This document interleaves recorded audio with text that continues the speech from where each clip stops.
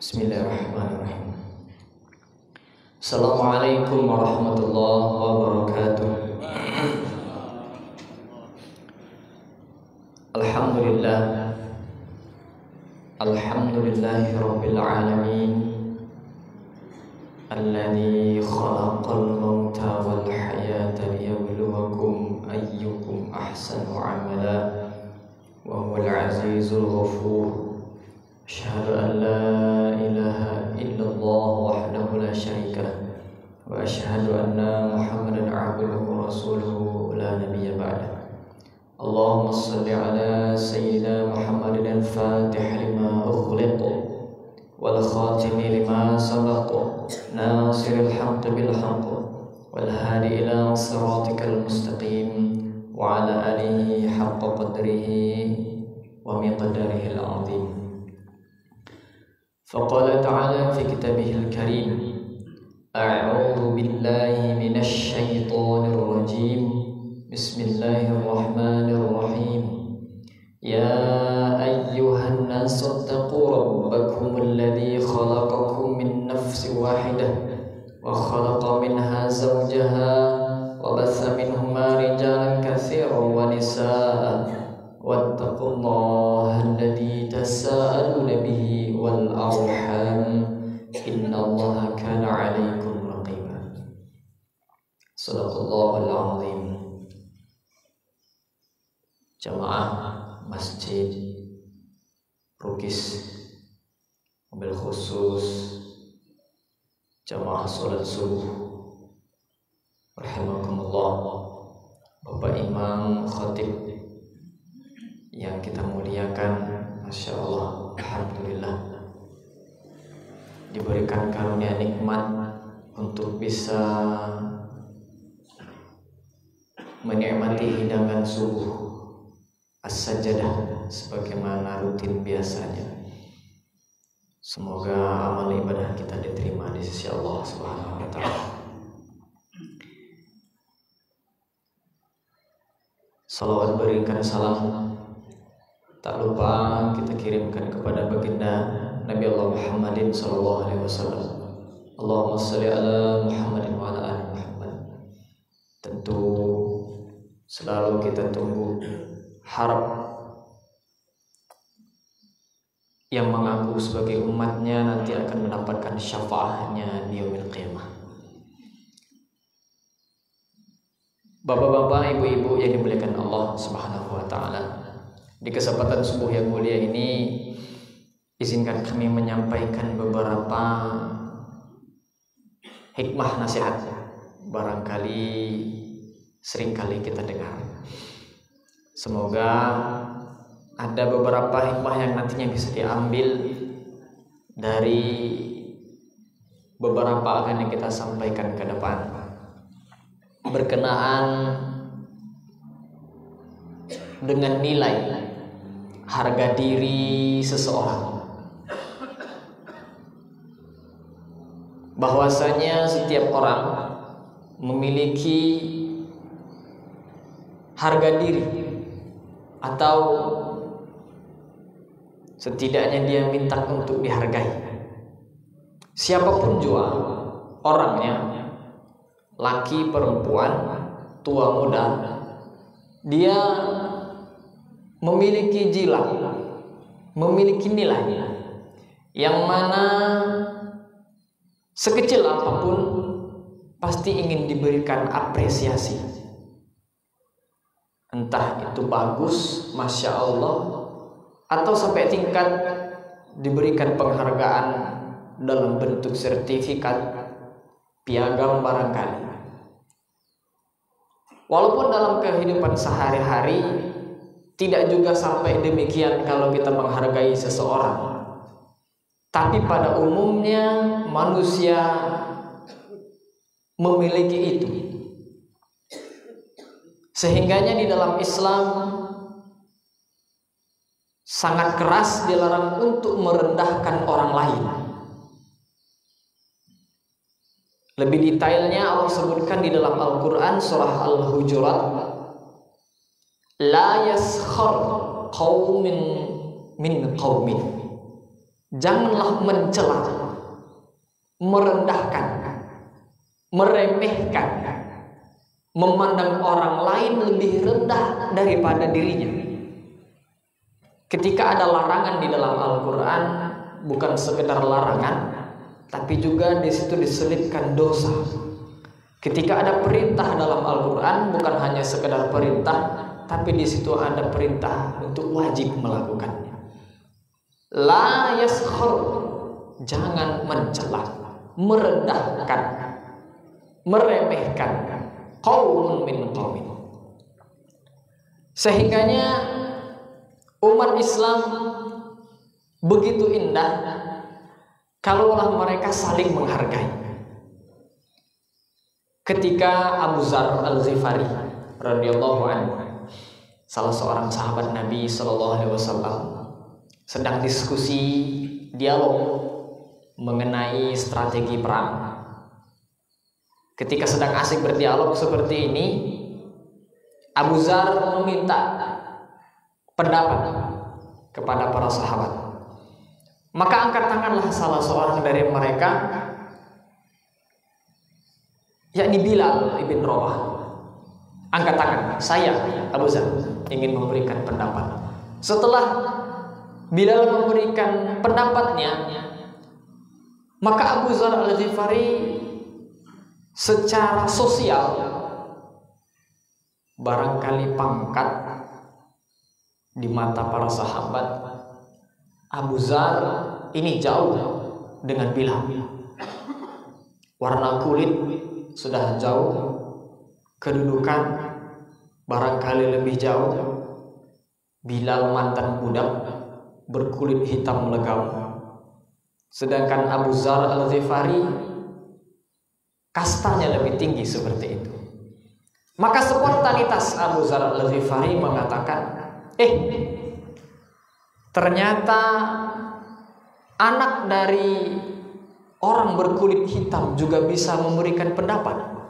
Kira-kira kalau ungkapan ini Pak, maksudnya apa? Mengejek, mengolok-olok, walaupun hanya sekedar mengatakan anak dari kulit hitam. Yang memang benar saja Bilal berkulit hitam, anak yang berasal dari kulit hitam, tapi apa yang disampaikan oleh Abu Dzar Al-Ghifari ini cukup memiliki goresan hati kepada Bilal. Memang kita bertubuh kurus Pak, tapi kalau disebut kurus itu kadang agak nyelekit. Memang orangnya bertubuh gemuk, tapi kalau disebut gemuk Pak, ada juga yang tidak terima. Gendut, tidak terima Pak. Kurus, tidak terima Pak. Pincang misalnya, itu lebih tidak terima lagi. Memang benar. Tapi karena seseorang itu memiliki nilai, di antaranya Abu Dzar Al-Ghifari, Bilal bin Rabah memiliki nilai, maka Bilal bin Rabah ngadu kepada Nabi. Ya Rasulullah, Abu Dzar tadi mengatakan saya seperti ini, seperti itu. Marah Pak Rasulullah. Panggil Abu Dzar ke sini. Karena setelah itu Abu Dzar merasa dirinya sangat bersalah. Karena setelah diberikan nasihat kepada Nabi sallallahu alaihi wasallam, di antaranya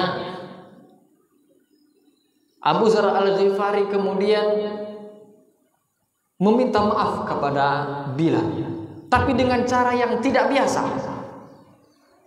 Dengan cara meletakkan pipi kanan Bilal ke atas pasir dan posisi pipi kirinya ke atas, dengan mengatakan, Bilal, belum lega rasanya hati ini dengan rasa minta maafku sebelum telapak kakimu engkau pijakkan di pipi kiriku, barulah lega perasaan. Segitunya Pak, untuk bisa mendapatkan ridho dari perkataan anak yang berkulit hitam. Ma'asyiral muslimin jamaah salat subuh rahimakumullah. Dari sini kita mengambil bahwa Allah dan Rasulnya melarang sangat keras untuk merendahkan orang lain. Bahkan ekstrimnya di dalam sabda Nabi SAW, begitu populer hadisnya.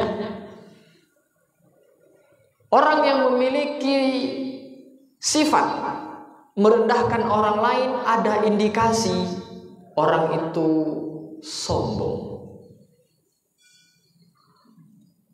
Apa di antara nilai sombong? Batarul haqq, ghamtun nas, menolak kebenaran, meremehkan manusia. Sehingganya kalau ada bibit-bibit kesombongan sampai tingkat merendahkan orang lain sekecil apapun, Nabi SAW mengatakan tidak masuk surga, tidak akan masuk surga. Man kana fi qalbihi, barang siapa yang di dalam hatinya ada kesombongan, mithqalu dzarratin, walaupun hanya sebesar biji zarrah min kibrin, kesombongan itu, merendahkan orang lain yang tidak tahu berapa besar nilai kesombongan yang dimiliki dirinya, kalaupun hanya sebesar biji zarrah. Biji zarrah merupakan analogi, indikator bentuk benda yang paling kecil di masa itu. Kalau hari ini di masa Nabi sudah ada mikroskop, barangkali Nabi tidak menyebutkan zarrah, Pak, atom barangkali, atau lebih kecil daripada itu, molekul-molekul yang sangat kecil nilainya tidak terlihat oleh mata.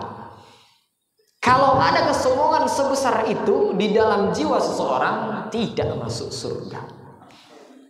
Bahkan lebih eksplisit Allah sebutkan di dalam Quran surat Al-A'raf itu, kalau ada yang mau masuk surga, orang yang memiliki kesombongan di dalam hatinya, tunggu hatta yalijal jamalu fi sambil khiyat.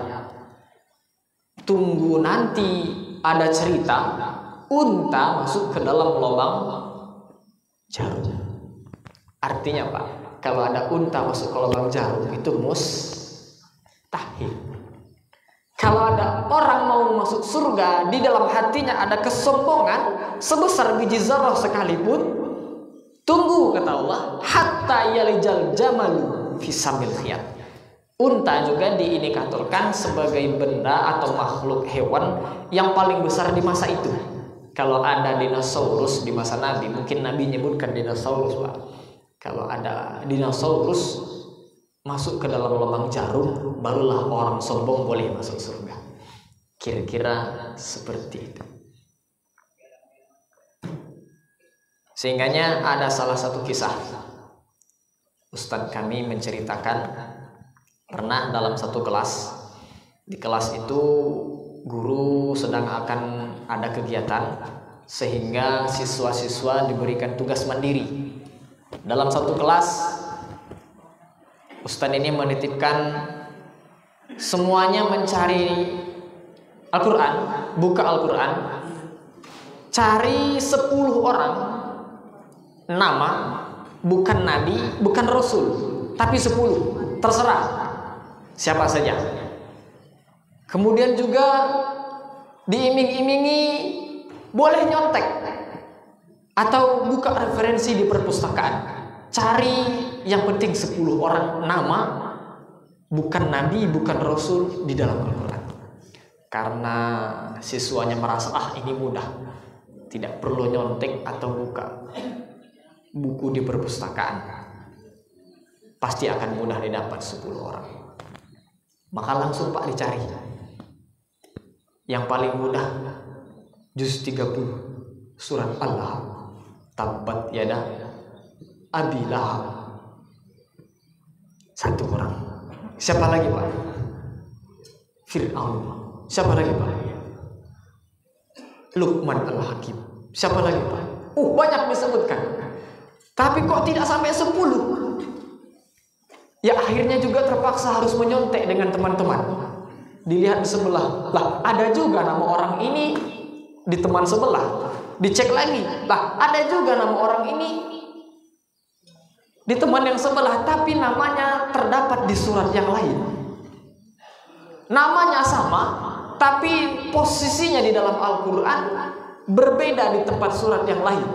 Dia bukan nabi, bukan rasul, bahkan posisinya menempati nomor 1 di dalam Al-Quran bukan Nabi, bukan Rasul. Orang yang paling banyak disebutkan di dalam Al-Quran Nabi dan Rasul adalah Nabi Musa, 130 kali di dalam Al-Quran. Sedangkan Nabi Allah Ibrahim, Nabi Adam hanya 20 kali dalam Al-Quran. Nabi Ibrahim sekitar 40-an. Nabi Muhammad SAW pun hanya sedikit di dalam Al-Quran. Siapakah yang dimaksud yang paling banyak? Bukan Nabi dan Rasul, tokoh yang sangat fenomenal, yakni Fir'aun, 74 kali di dalam Al-Quran. Wah, menarik Pak. Ada tokoh yang banyaknya disebutkan dalam Al-Quran, bukan Nabi, bukan Rasul.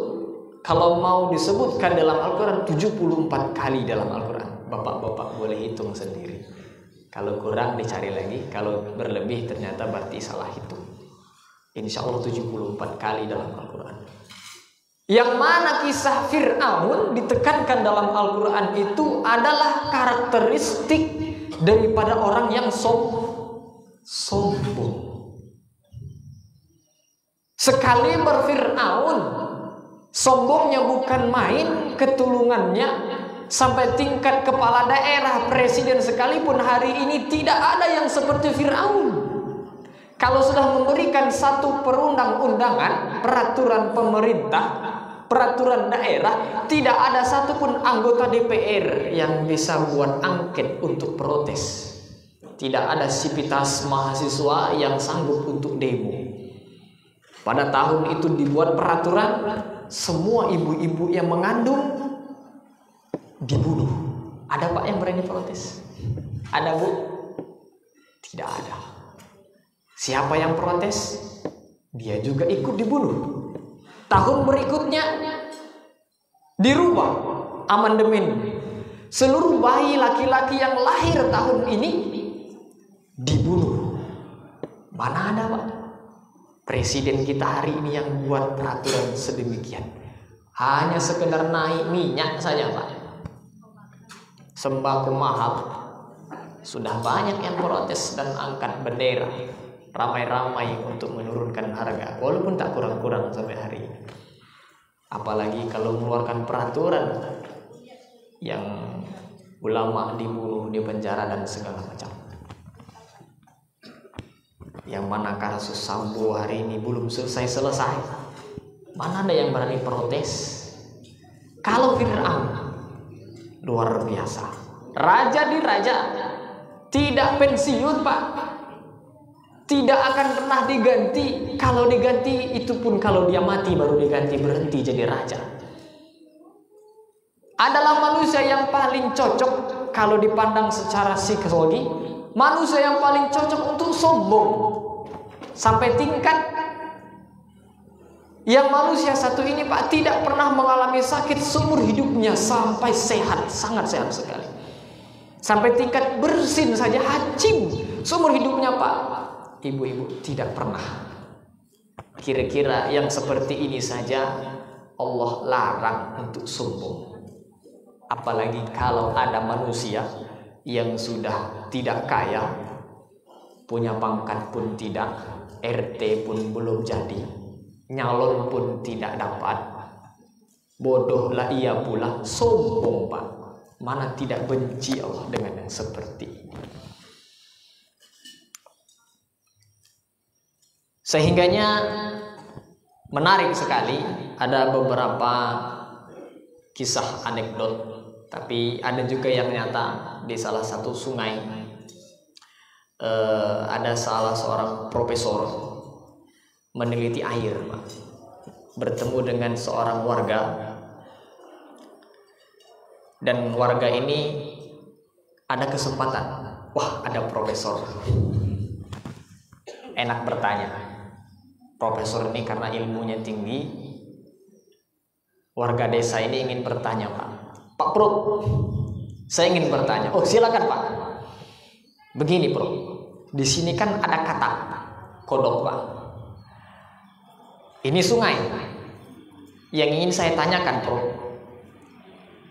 kalau katak ini ingin menyeberangi sungai, kira-kira berapa lompatan yang harus dilakukan oleh sang katak untuk sampai ke seberang sungai? Wah, pertanyaan ini Pak kalau untuk profesor cukup meledek.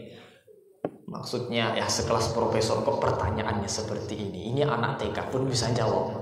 Anak SD itu bisa jawab. Kok ditanyakan kepada saya? Ya saya ingin mendapat penjelasan kepada profesor. Bagaimana pendapat profesor? Oh ya sudah. Mudah Pak itu mudah saja itu. Kalau menurut teori, kita tinggal ukur berapa panjang sungai, lebar sungai. Dan kita tinggal ukur berapa lompatan kodok. Kalau kodok itu sungai itu 100 meter, kodok itu lompatannya 50 cm sekali lompat, ya sudah ketemu jawaban.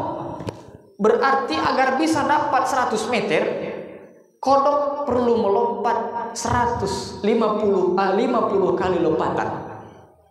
Sehingga dalam 2 kali lompatan sekian meter. 100 kali 50 kali lompatan akan sampai kepada tujuan.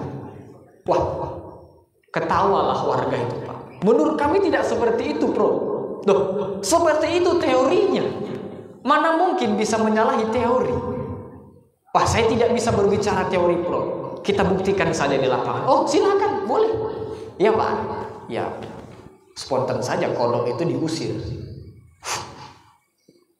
Mulai berhitung Pak. 1. Setelah lompatan yang kedua, kodok tidak lagi lompat, tetapi berenang. Mulai terdiam profesor. Nanti baru di seberang sana kok katak itu lagi melompat lagi yang kedua kali. Barulah profesor itu tersadarkan. Oh iya ya, ternyata tidak butuh 50 kali lompatan. Hanya 2 kali. Pertama berenang, kedua sampai. Ini menggambarkan seringkali orang itu meremehkan orang lain hanya karena dia profesor atau merasa dirinya lebih berilmu daripada orang lain sehingga berbicara seringkali mengawang-awang tinggi sekali. Ah, kamu tahu apa soal ini? Ya benar teorinya seperti itu, tapi ketika dibuktikan di lapangan, kodok tidak perlu berpuluh-puluh kali lompatan untuk menyeberangi sungai. Cukup sekali. Itu pun kalau ada landasan di seberang bunga teratai misalnya, baru dia lompat lagi untuk istirahat, mengambil nafas barangkali. Tapi kalau tidak ada, ya kodok cukup berenang sampai ke ujung. Nantilah kalau di seberang dia baru lompat kembali. Seringkali kita menemukan seperti itu. Satu lagi, ketika salah seorang profesor, lagi-lagi Pak Profesor, ya tidak bermaksud merendahkan kalau ada yang bergelar profesor, tapi ini dimaksudkan kalau ada ya profesor itu strata tertinggi di dunia dinamika perkampusan pendidikan. Sehingganya profesor ini naik sampan Pak. Sampan itu ya, perahu lah. Di Palembang kan nggak ada laut, yang adanya Sungai Musi. Ikannya ikan tenggiri. Dibuat Palembang, PMP Palembang itu.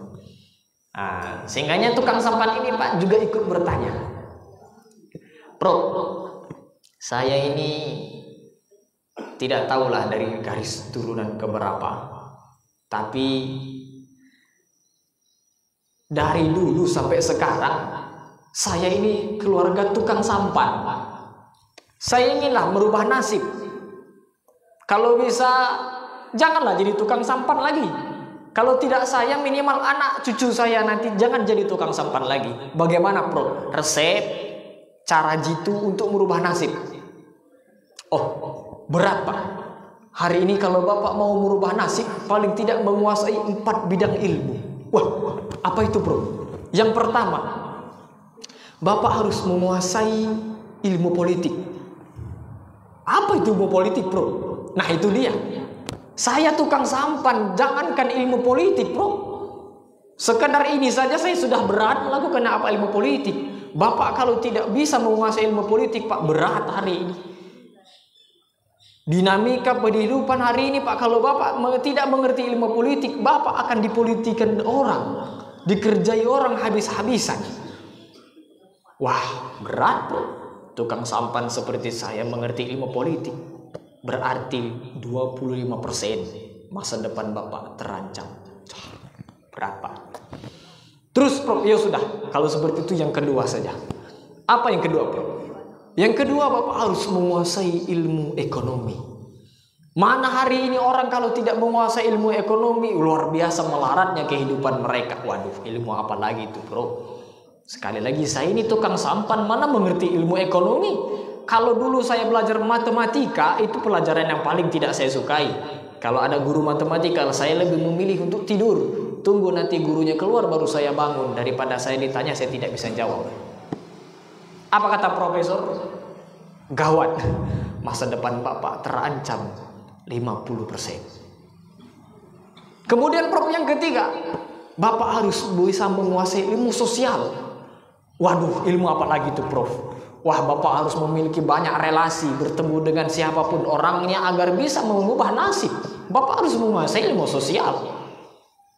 Waduh, Prof, rasanya itu juga berat. Bagaimana saya bisa menguasai ilmu sosial? Tukang sampan tidak bisa bertemu dengan orang banyak kecuali dengan orang yang naik sampan saja. Itu pun kalau ada undangan walimah akikah baru saya datang.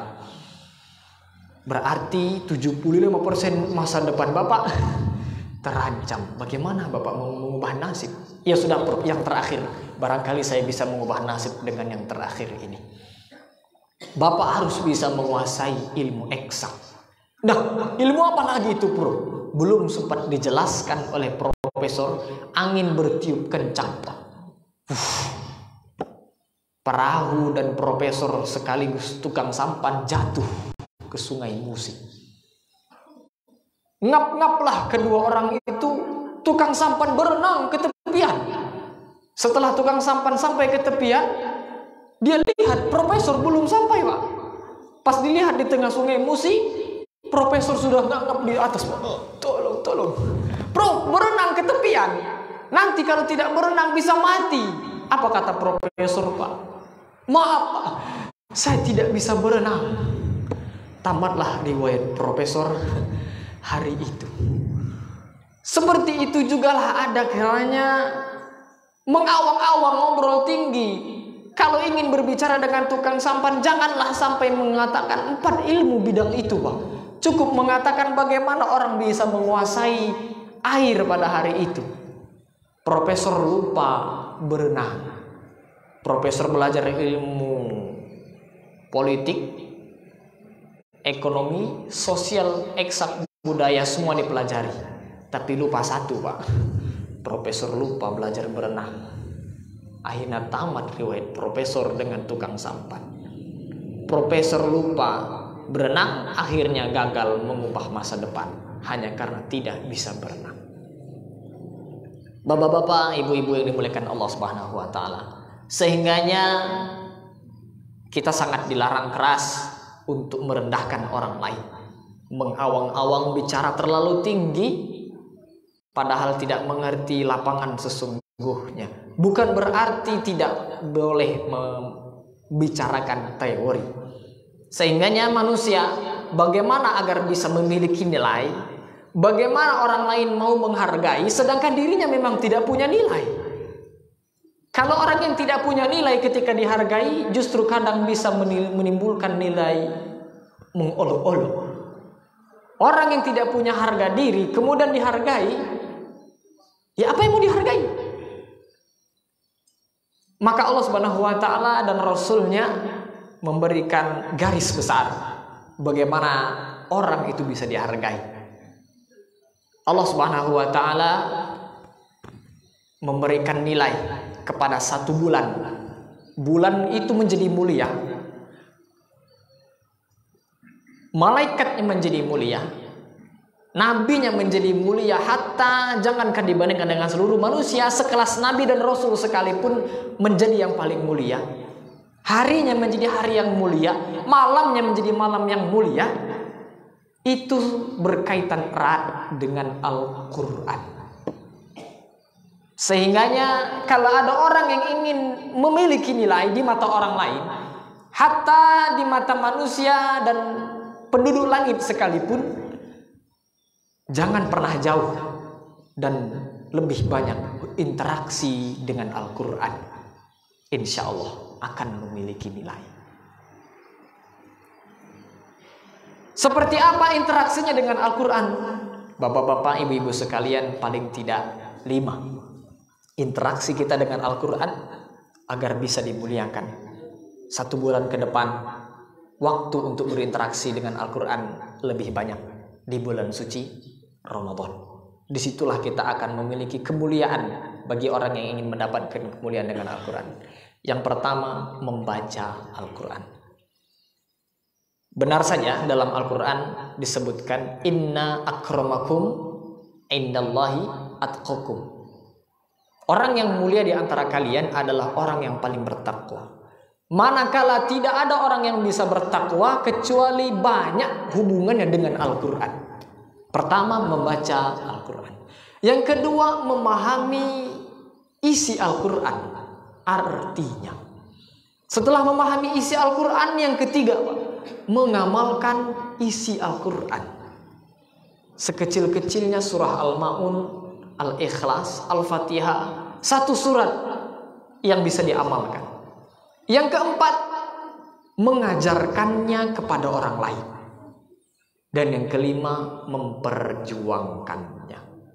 Sehingganya ada orang yang bertanya, santri bertanya kepada ustaznya, wahai ustaz, Syekh, katanya kalau saya baca Al-Quran tidak mengerti maknanya, tidak ada gunanya. Apakah benar ungkapan itu? Oh, tunggu dulu. Kalau kau mau jawabannya, besok datang ke sini. Kamu ambil air pakai keranjang yang sudah angkut tanah itu, pindahkan ke gentong yang besar ini. Pakai keranjang Pak ngangkat air. Kira-kira seperti apa? Ya karena tidak perlu banyak tanya santri ini kepada ustadznya, ya dilakukan saja. Ketika diangkat air itu Pak, langsung menjawablah santrinya, Pak kalau seperti ini Pak kapan penuh ini air? Gentong ini kalau diisi dengan keranjang, belum saya sampai kepada gentong ini air sudah kosong. Oh mungkin kamu belum terlalu cepat, coba lebih cepat lagi. Berkeringat Pak, peluh sebesar biji jagung juga tidak akan penuh itu gentong dengan air yang kalau dibawa dengan keranjang. Menyerahlah santri itu Pak, ya Pak kalau seperti ini ceritanya sampai mati tidak akan penuh ini air. Kecuali kalau hujan ya penuh sendiri dia, tapi tidak dengan keranjang saya. Sia-sialah pekerjaan ini. Maka langsung diberikan jawaban Pak, tidak ada yang sia-sia. Coba kau lihat keranjangnya. Memang tidak penuh airnya, tapi keranjang yang tadi semulanya kotor dengan banyak tanah, kau lihat keranjangnya menjadi bersih. Sekalipun memang airnya tidak kau dapatkan, tapi keranjangnya menjadi bersih. Kalaupun kita tidak bisa memahami isi Al-Quran, minimal hati kita menjadi bersih dan mulia karena banyak berinteraksi dengan Al-Quran dibandingkan dengan Al-Quran, dibandingkan dengan Al-Facebook, Al-WhatsApp, Al-Instagram, Al-TikTok hari ini. Mulia dia memang, viral dia memang, tapi kalau tidak dengan Al-Quran Pak, siapa yang bisa menjamin orang itu mulia? Bapak-bapak, ibu-ibu sekalian, bisa membaca Quran, insya Allah di kampung dulu Pak, dimuliakan guru-guru Al-Quran, dimuliakan guru-guru ngaji, dijunjung Pak. Walaupun hanya mengajarkan alif bata, kita bisa membaca Quran, bisa menjadi imam, bisa menghafal Quran, karena mereka terdahulu mengajarkan Al-Quran. Orang-orang terdahulu mulia karena Al-Quran. Para sahabat mulia karena Al-Quran. Umat ini mulia karena Al-Quran. Maka kalau kita ingin mendapatkan nilai, harga diri yang hakiki, tidak dipandang sebelah mata, maka perbanyaklah interaksi dengan Al-Quran. Semoga bisa bermanfaat dan kita bisa menjadi orang yang mulia sebagaimana yang kita harapkan. Boleh jadi dipandang orang lain hina sebagaimana orang-orang terdahulu, tetapi ternyata harkat martabatnya tinggi di hadapan Allah dan para malaikatnya karena Al-Quran. Barakallah, semoga berkah ya Allah Subhanahu wa taala. Kita berdoa agar Allah berikan karunia harga diri itu dengan Al-Quran dan kita bisa mendekatkan diri dengan Al-Quran lebih banyak dan mendapatkan kemuliaan. hadanallah wa iyyakum ajma'in. Subhanakallahumma wa bihamdika asyhadu an la ilaha illa anta astaghfiruka wa atubu ilaik. Wa akhiru da'wana alhamdulillahirabbil alamin wal afu minkum. Wassalamualaikum warahmatullahi wabarakatuh.